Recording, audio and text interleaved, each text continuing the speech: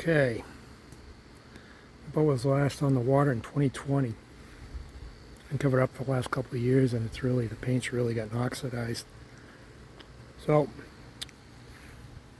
I'm hitting it with a polisher with a blue pad. I'm using several products here. I'm using this to take the clean all the oxidation off. And I heard good things about this. This is going to be the top coat. I didn't really like the shine of it.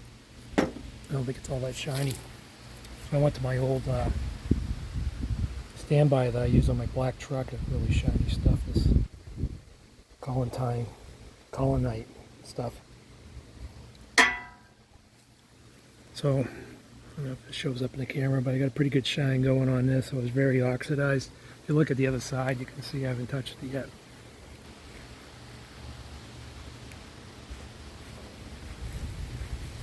Looks like two different colors. Look at bad shape, so I gotta go over the whole boat, buff it all out. Interior's a mess too.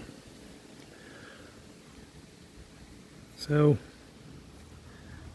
that's what I'm doing.